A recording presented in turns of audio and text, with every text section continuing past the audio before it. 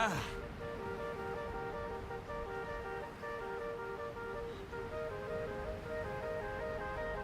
Oh.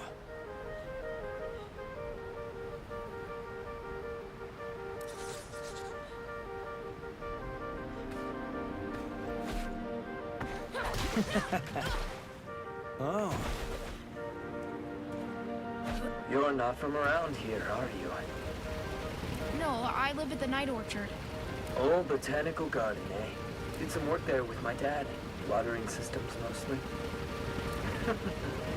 Boy, the man in charge of the garden sure knew a lot about plants. Are you talking about John Skagerrak? That's the one. How did you... Oh my! You're that little blue-haired squirt who always got pricked by the rose thorns. You're Iris, Sigrid. You knew my mom? I did. Thought she was a self-centered little brat. No. There's more to that story. I'll get to it once I'm done greasing the engine.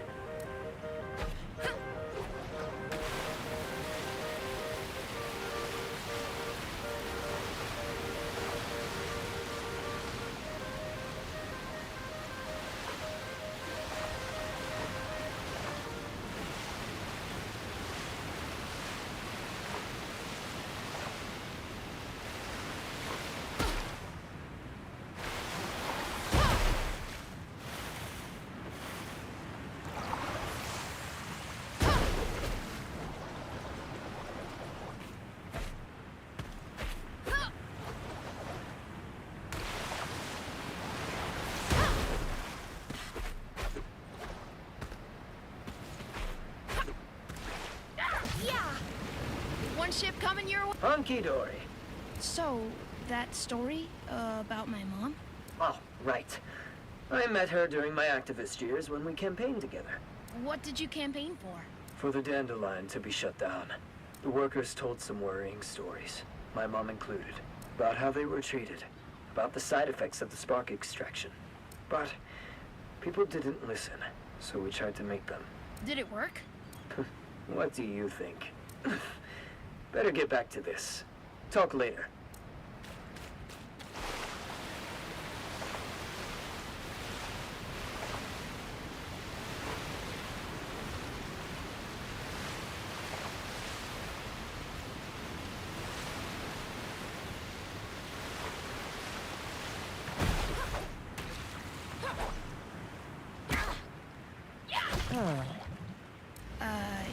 You mentioned you didn't like Mom? That's right. I wrote her off as a privileged rascal looking for attention. Your grandmother was a higher-up at the Dandelion, after all. But with time, I had to admit to myself that she just cared. It's a hard thing to do, to change your mind about someone. I'm glad I was brave enough to do it. She became one of my closest friends. I'm glad to hear she had that. Friends.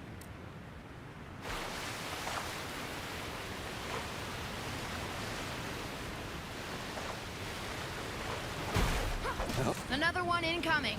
I'm ready. Come join us as soon as you have enough sparks, will you?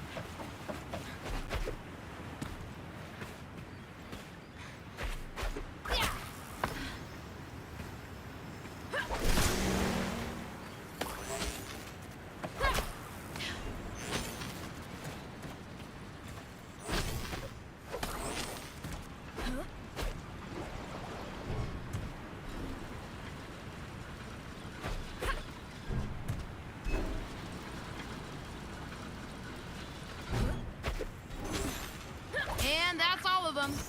Nice work. And Sigrid, I'm sorry about whatever happened to Iris. You have my condolences. Thank you, Peppy. And thanks for sharing your story. Happy to, kiddo.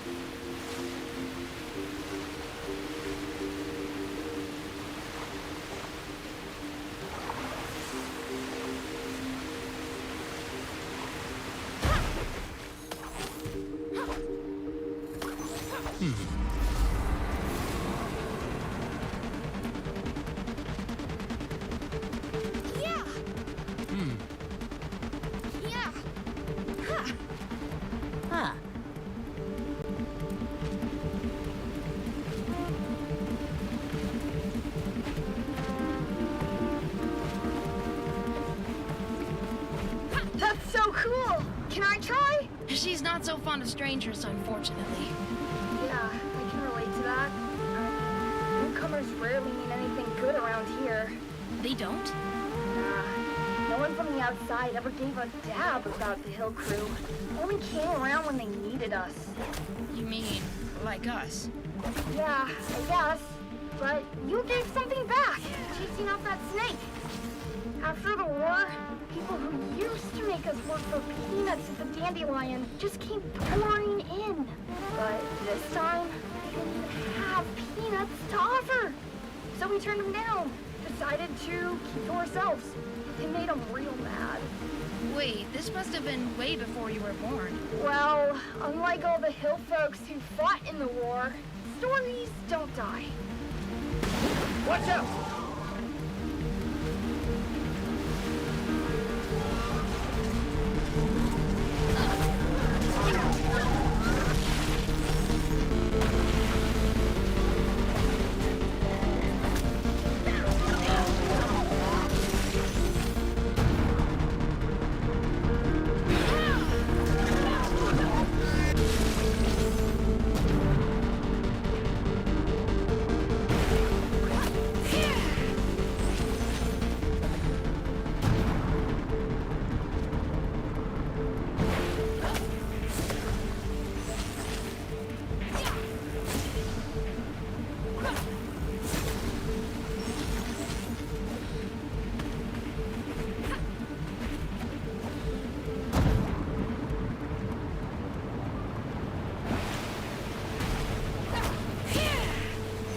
What's with all the rocks over there?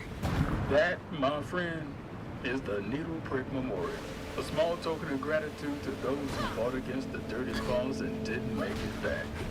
Oh, who built it? Don't know. Maybe one person. Maybe 100.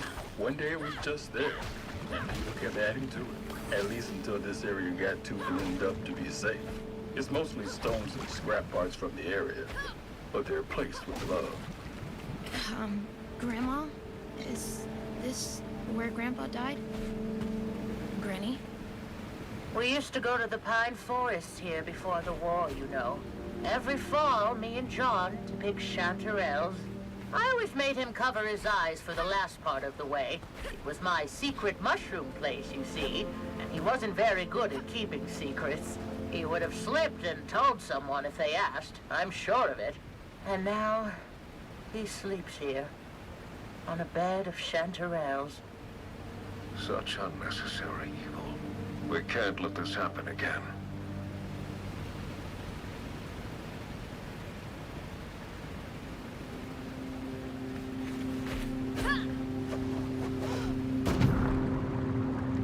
All right, let's hope this works.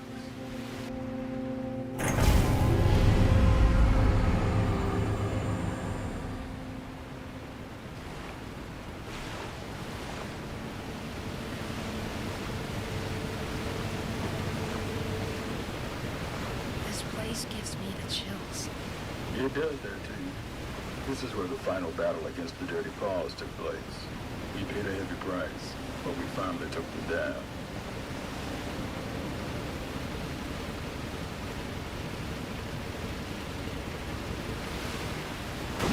Here we go again.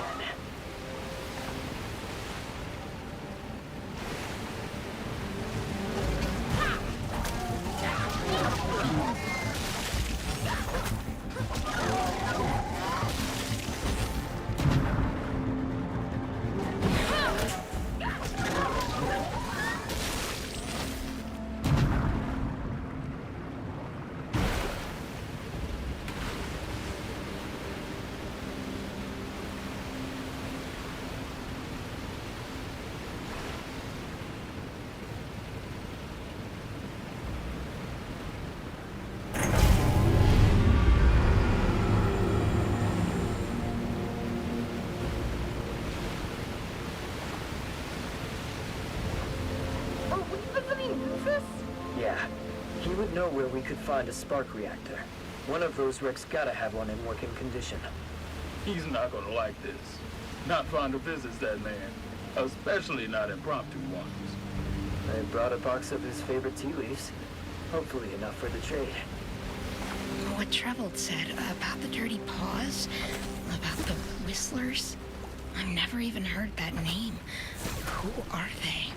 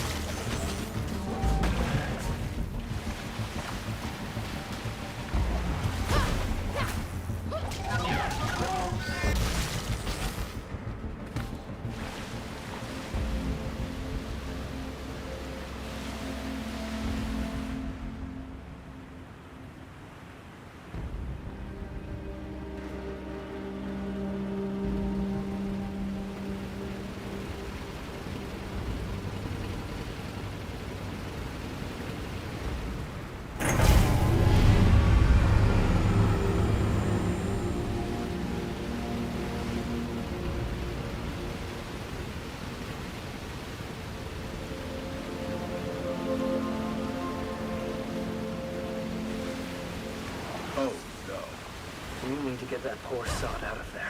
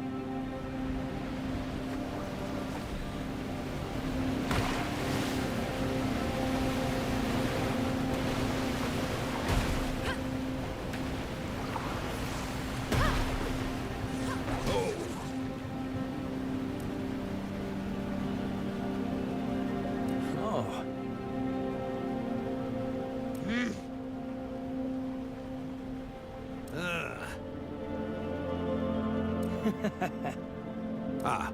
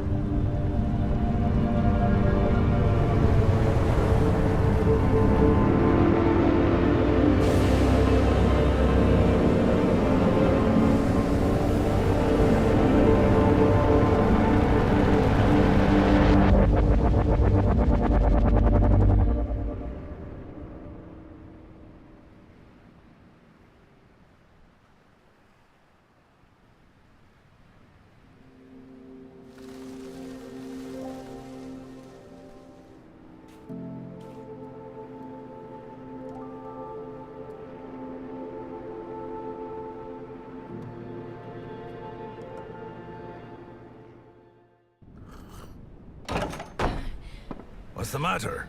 You look like you've seen a ghost. The Striders! I couldn't hold them back. And then the Dirty Paws showed up.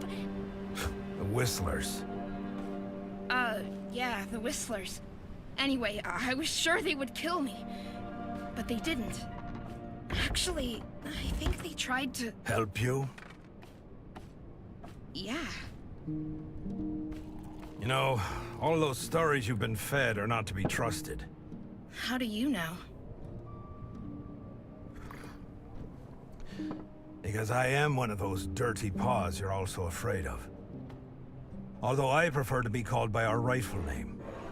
Care for a cup?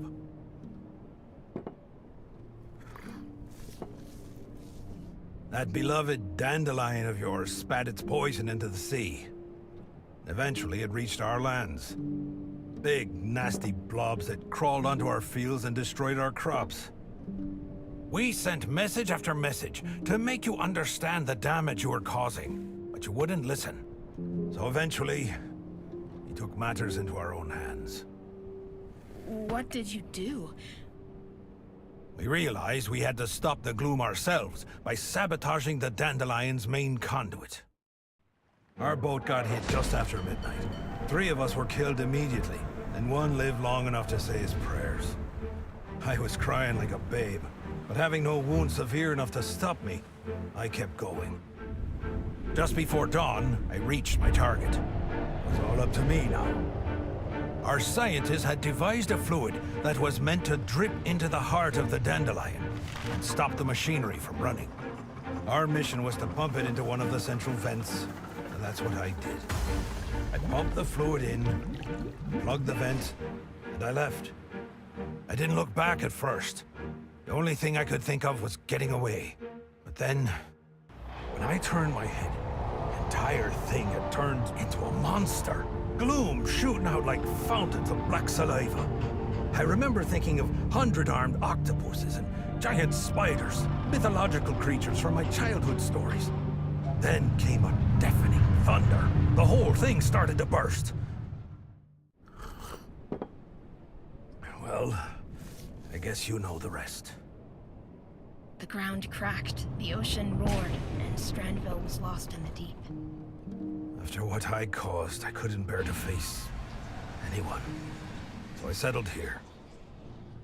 How did you survive the explosion? All I know is that I passed out. When I woke up, the sea was calm. But the city was gone. And the people. All we wanted was to put an end to our misery. You understand? I followed the instructions, but it didn't work out. It didn't... Sweet mother of sparks, I should have died with the others.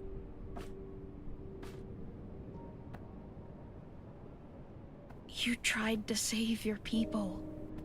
You didn't know this would happen. You're very kind. Just like your mother. My mother?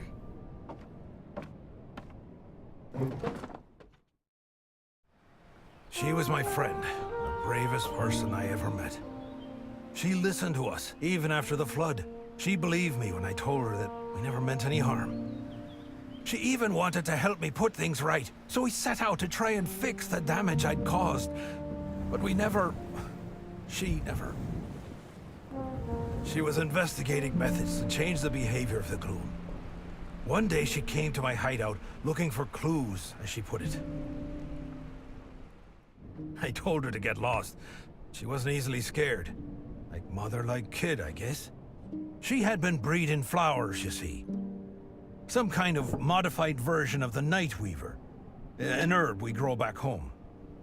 She had learned that its roots could bind the gloom back into the weave rock and stop it from spreading. She wanted me to take her to the pipe that started the rupture. Her idea was to pour some spark-induced night weaver seeds into the central vent and turn the dandelion into a sort of mending machine. Don't ask me about the science. That was her forte. So you went back there? Yes, child. She even made us go inside. She said it was crucial. I refused at first, but your mother was a very convincing woman. And I know you won't believe me when I tell you this, But it was as though the gloom felt threatened by us. Your mother fought for her life. I lost my right leg trying to save her, and I'd gladly give my left too, if that could bring her back.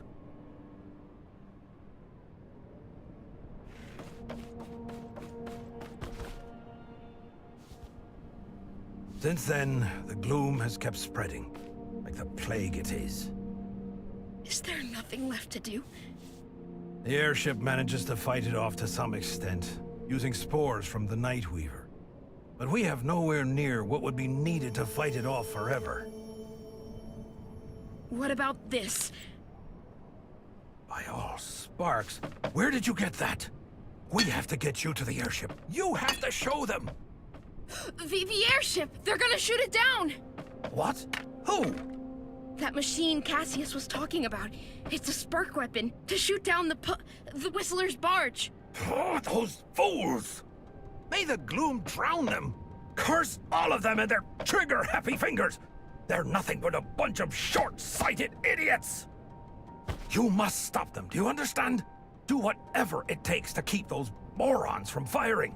Then you have to find Moira. Just follow the barge. Moira? The Whistler's leader. She's the only one who can make use of that seed. Now go!